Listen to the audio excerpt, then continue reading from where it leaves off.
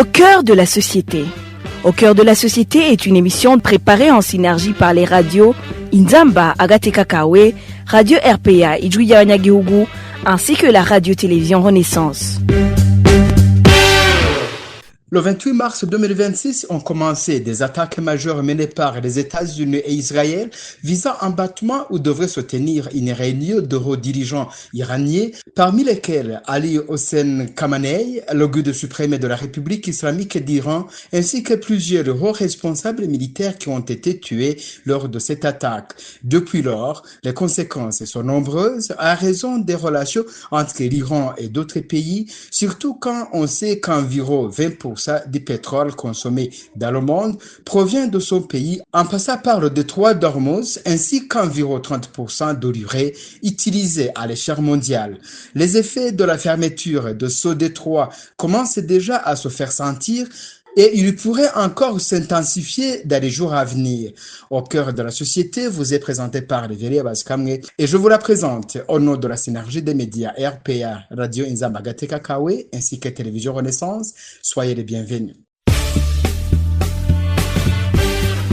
La guerre au Moyen-Orient continue de produire des effets bien au-delà de la région. En Afrique et particulièrement au Burundi, les premières conséquences économiques commencent déjà à se faire sentir, notamment sur les prix du carburant et des marchandises. Entre la flambée du pétrole, les perturbations du commerce mondial et le risque d'inflation, les populations pourraient en payer le prix.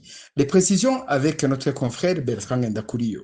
La guerre en cours au Moyen-Orient a des conséquences qui dépassent largement les frontières de la région. L'Afrique, et plus particulièrement le Burundi, commence déjà à ressentir les effets économiques de ce conflit lointain. Le premier impact se fait sentir sur le prix du pétrole. Les tensions dans la région perturbent également le marché mondial, provoquant une flambée des coûts du carburant.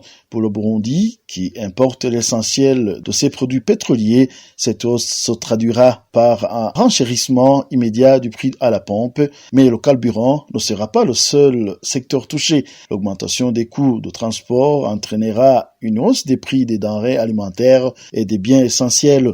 Les ménages burundais, déjà fragilisés par la situation économique, risquent de voir leur pouvoir d'achat encore plus réduit. Le détroit d'Ormuz, passage stratégique par lequel transite une grande partie du pétrole mondial, joue un rôle central dans cette crise. Toute perturbation dans cette zone renchérit le coût du transport et alimente l'instabilité des marchés énergétiques. Les experts préviennent que si le conflit se prolonge, l'inflation pourrait s'installer durablement, aggravant la précarité dans de nombreux pays africains.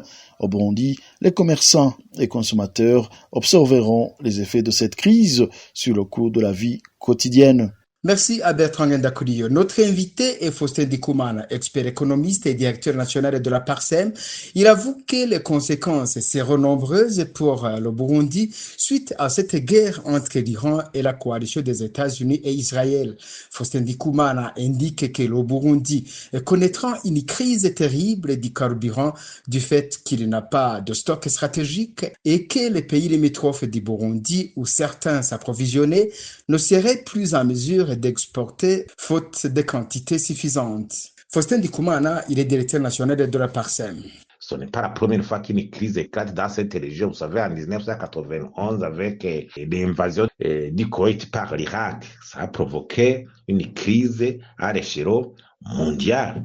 D'abord, même si on analyse le détroit d'Ormuz, par lequel transite 20% du carburant, surtout vendu dans le monde. Conséquence immédiate, c'est la lenteur qui sera observée dans le commerce de ce produit stratégique, voire même la rareté complète.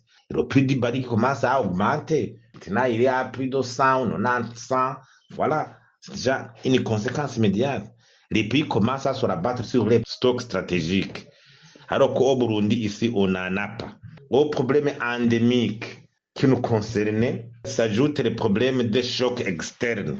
Là où le bas blesse, c'est que même les pays de la sous-région seront touchés. Ils commenceront à prendre des mesures restrictives par rapport à la gestion de ce produit stratégique. Ce marché parallèle sur lequel on était habitué à se rabattre, sauter en RDC ici, il va y avoir des restrictions par rapport à une gestion minutieuse de les stocks stratégiques, par exemple.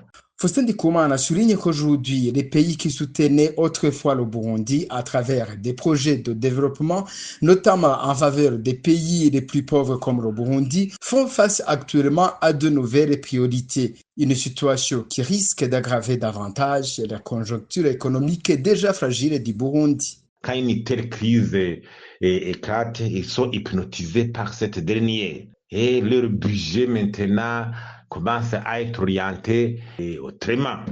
Vous savez, au niveau des appuis comme des trucs de développement, à travers par exemple les organisations internationales qui appuient les pays pauvres comme le Burundi, des mesures ont été déjà prises. Drastiques.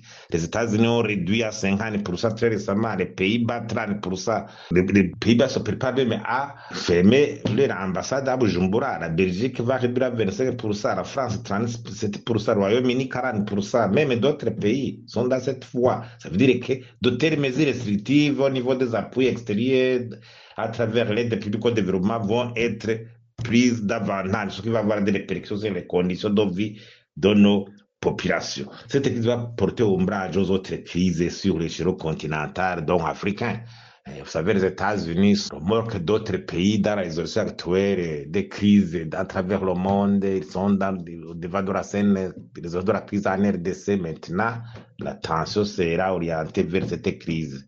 Et ça va porter ombrage, quitte à ce que le passage du Burundi comme président de l'Union africaine risque même de passer inaperçu suite à cette conjoncture internationale. Alors, les conséquences sont immédiates, chute des cours des produits exportés. Dans de telles circonstances, les pays développés ont tendance à diminuer le cours des autres matières premières parce que la demande risque de diminuer, la capacité d'investissement suite au coût pour alimenter la guerre. Le coût du pétrole qui va grimper, mais le séparé qui sera perturbé pour donc assurer le recours à cette pénurie endémique déjà ancrée dans notre pays. Donc, je crois que la situation va être dramatique dans notre pays. Un pays qui n'a pas de stratégie carburant, un pays qui ne se prépare pas pour développer une résilience par rapport aux éventuels chocs externes,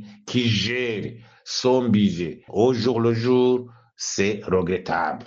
Voilà, nous remercions Faustin Ndikumana, notre invité du magazine. Comme vous l'avez entendu, si rien n'est fait, des difficultés économiques pourraient survenir, surtout dans un pays comme le Burundi, dont la situation socio-économique était déjà fragile. Merci à vous tous qui nous avez suivis. Un prochain rendez-vous mercredi prochain. C'était Réveillé Baskamou à la présentation. Au revoir et à la prochaine.